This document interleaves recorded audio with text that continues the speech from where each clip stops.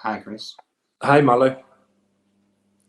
Okay, so if we start off, if you could just tell me a bit about your early career before policing and what brought you into the police force. Yeah, so um, growing up in my kind of late teens, I was always an outgoing kind of guy. And then when I turned 20, I had the opportunity to go and work overseas, like the Greek islands and in the winters in Andorra and Italy as a ski rep.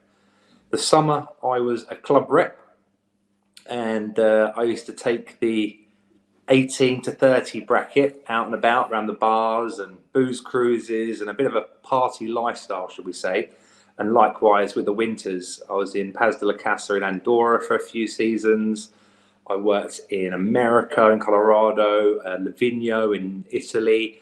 And I just had the time of my life, really, gaining a lot of life experiences, coming across quite a few adventures. And yeah, so that's what happened, and that's what I did before I joined the police. Okay, and how was your time within the police force, and what did you gain from that experience? Yeah, so when I got to about 26, I realised that I was a little bit maybe too old for the party lifestyle with the late nights and the early mornings. But my body was used to it. And I realised and I decided that I needed to come back to England and get myself what's known as a proper job. Um, and the police force is something that I'd always been interested in ever since leaving school. And I applied for the Metropolitan Police, and I came through the training ranks at Hendon, and then I went and worked at Camden Borough in London.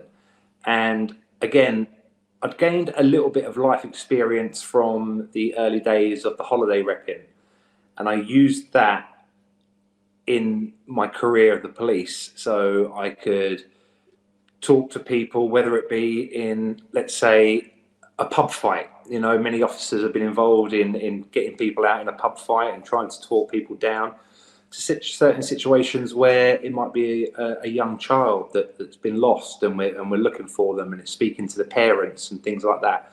So I gained, again, skills that I'd never used before, and I learned so much off my colleagues that I'll never forget that. Going forward in life, I've gained so much.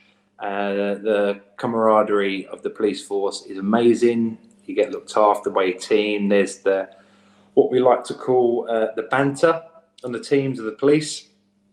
And from working then in Camden Borough on response team, I moved over to another team and became a liaison officer, police liaison officer. And with that, all the skills that I'd learned previously on response team, I took into that. And we used to go out on demonstrations, on marches, and walk around with the groups, just talking to people. And, you know, you can imagine some are friendly, some not so, and don't like to talk to the police. But everything that I'd gained from my holiday repping, everything I'd gained from working response teams, I could use all that. And as I do like talking, I like talking to people and finding things out about people. I use that with my liaison officer role. And that's one of the big things that we did is the marches for Brexit, when we were taking tens of thousands of people all the way through to Parliament Square, and spending literally 5 hours walking along the streets of London, bringing them to a demo and a rally at the end. And that was the one that kind of stands out for me that I enjoyed the most. And I understand that from your uh, time you received a commendation award. I did indeed, and it was for the work that we done for Brexit, with the amount of people that we got through the streets of London down to Parliament Square with no hassle, or I don't want to say hassle free because there's a little bit along the way, but we got them there, and you know the bosses were happy with the work we done, and they put us through for a commendation, and I received that on the 22nd of March 2017. Yeah, and obviously that was the day of the attack on Westminster Bridge, and I just want to ask him, what do you remember from that day? So I have a very good memory of the time in New Scotland Yard receiving the award. I remember meeting a few people, having our pictures taken, grabbing a tea and a pastry and going out onto the balcony and taking some photos. And then my last memory is going down in the lift from Scotland Yard and realising that I'd left my umbrella behind. And this story, a few people know already.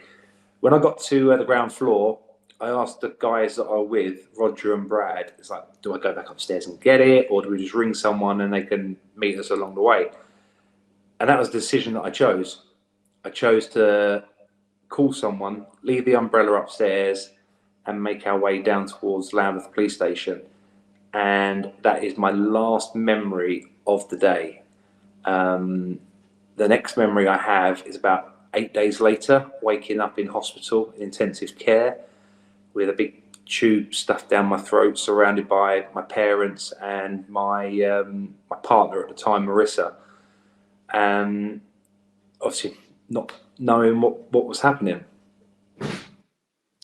And so, once you realised what did happen, what was it like to learn about what had happened on that day? And do you know what? It was scary. So waking up, so I was put in an induced coma for a week, and waking up from that with this tube down my throat, not knowing what was happening, not being able to communicate as well. My mum stood by me, and for the next 24 hours or so, between my mum, my dad, and Marissa, they drip fed, what would happen to me. And they said I'd been in an accident with a car, and they told me that my legs had got broken, my spine was dislocated, and I'd got a spinal cord injury. But it was too early to say what the long-term effects would be. My mum did a thing where she held my hand and read through the alphabet, and every time she gets to a letter that I wanted to use, I'd squeeze it and I'd try and spell something out. And that was my way of communicating for 24 hours with my parents and Marissa. I don't think it was until about day 2 or 3 when it was actually my dad, I remember it now, told me in a choice of words, should we say, not fit for the video, but what had happened, and that it was a terrorist attack, and he had mounted the pavement and taken us out on the pavement. My thoughts obviously were anger straight away, and by this time as well, because it was like the 3rd day along, the doctors were saying a bit more about potentially not walking again with the spinal cord injury, and what they would do is keep me in intensive care, then the higher dependency wards, and then they would look to get me to a rehab hospital. And what was your recovery and rehabilitation like afterwards? Yep, so I was given a place at Stoke Mandeville Hospital. I spent about 2 to 3 weeks, I think it was, in King's College, where I had all my surgery done on my spine and on my legs that both had compound fractures. And I spent 10 months in Stoke Mandeville. Because of the severe injury to my legs, I wasn't allowed to do any weight bearing exercises, or I wasn't really allowed to go in my wheelchair that they supplied for me and go anywhere. It was more just a little bit of seating practice further towards I think it was 18 weeks now, that I never got to do any standing framework or anything like that. So the first, as I said, the first 16 or 18 weeks were really boring, really sad for me. I was bedbound for 22 hours of every day. But along those 18 weeks, it was getting more and more clear from the consultants, from the doctors, that on paper, they'd always tick the box of, he's never going to walk again. So the sadness obviously was in my body. The anger was inside me as well. Where I was lucky is that I had so many friends, so many family, so many members of my police family as well, coming to see me, keeping me entertained. And then after the 18 weeks, when eventually I was allowed to enter the gym and do some more rehabilitation work rather than just a few stretches in the bed, I got down there. I learned some amazing wheelchair skills, because it's not easy just to get in a wheelchair and push yourself along, especially with a spinal cord injury. So I'm learning little things about going over ramps, up and down curbs, camber of the roads. Inside the gym, I'd join yoga classes, things like that. I'd do some weights to try and strengthen my legs and my upper body as well, because everything I do, transferring from my chair onto my bed, transferring from my chair into my shower chair, it's all upper body strength that I use. So 10 months was a long time. For me, it became home. And when I'd eventually get a little bit stronger and I was allowed to maybe come home for the weekends or go to like the local pubs, at the end of the conversation, when I'm saying goodbye to people, I'd say, right, I've got to go home now. And they'd be like, what? I said, oh, I mean hospital. But because I was there for so long, it did become home. So that was drilled into me a little bit, and I tried to get out of that situation. So when I was allowed weekend leave to try and adapt to going home, I had to stay in a local travel lodge or a local Premier Inn, because my house wasn't fit for use for me. The doors needed widening. There was no lift to get upstairs. There's no shower room for me to shower in for space. So the 10 months was hard, but it made me learn a lot. And then I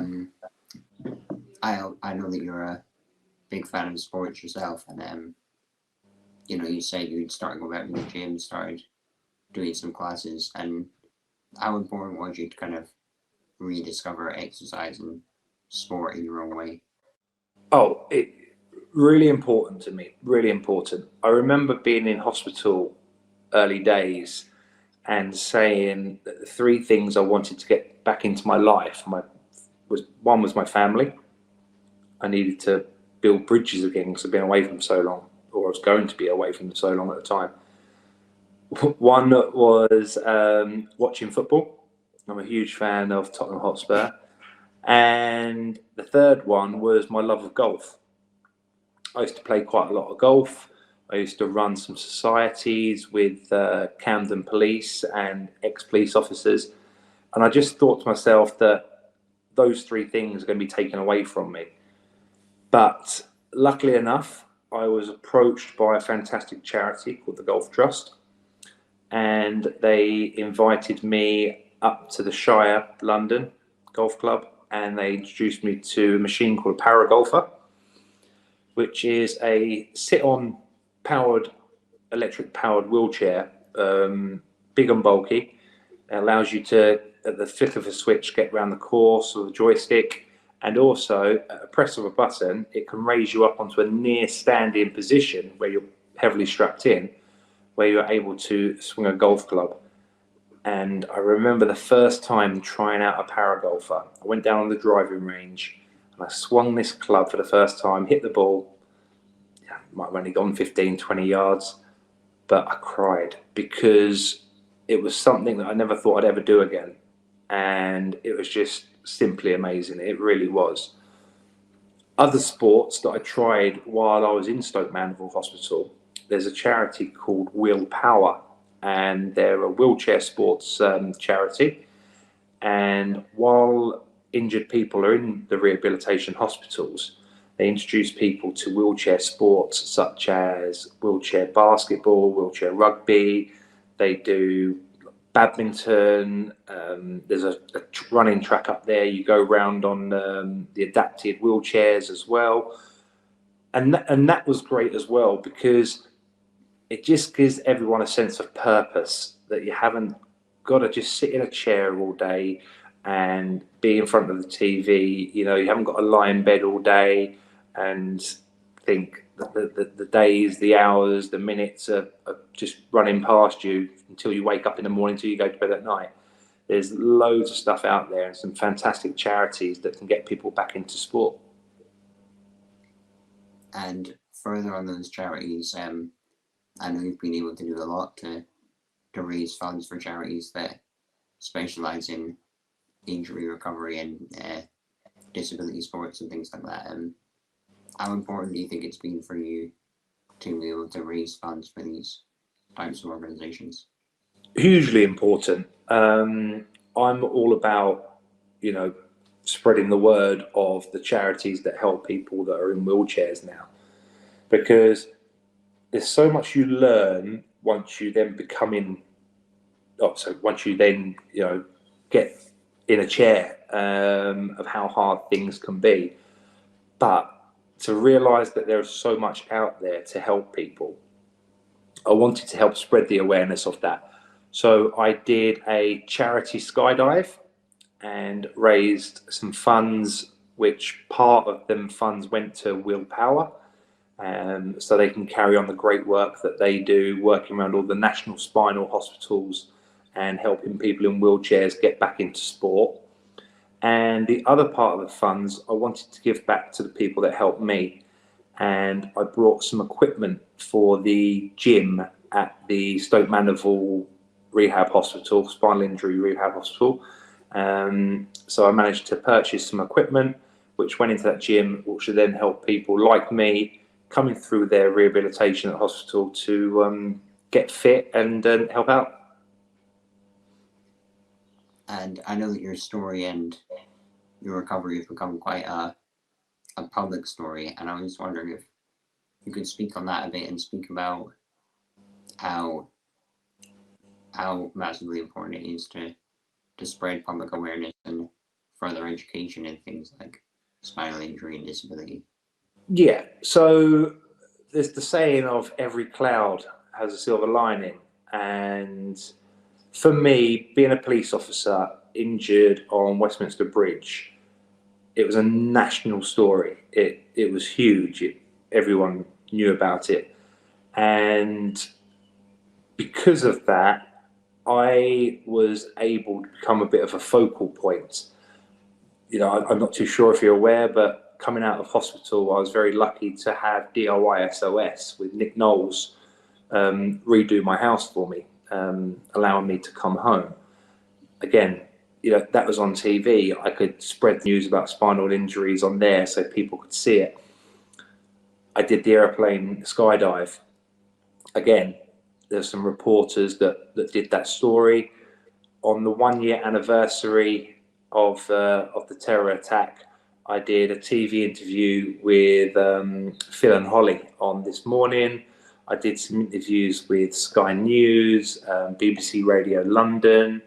So for me, I want to use my story and where I can spread the word of spinal injuries and how important it is to help raise funds, spread the awareness that there's, I think the saying is every 14 minutes or something like that, someone has a spinal injury across the UK. It's crazy, it really is. And there are so many people in wheelchairs in this country that might not realise that there's something out there for them to do. They don't always have to get into a sport, but there's other clubs out there where there's people in the same position as them, getting them together. And by me spreading the awareness, if I can just put a smile on one person's face, then I know I've done my job.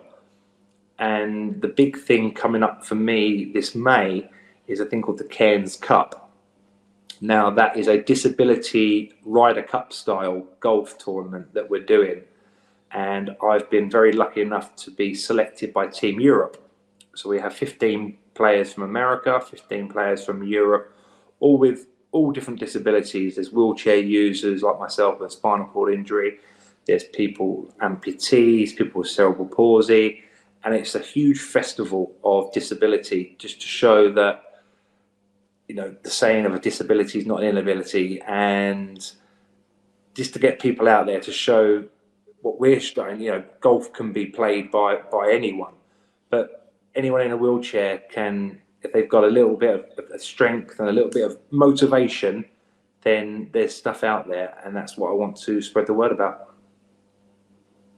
Yeah, I mean, that's you know, I think it's hugely inspirational, your story, and you know, the stuff that you're trying to do with it is really admirable to spread awareness and stuff. So Thank you, thank you today, and I really appreciate you speaking with me. Thank you, Milo. It's been absolutely brilliant and a pleasure to talk to you too.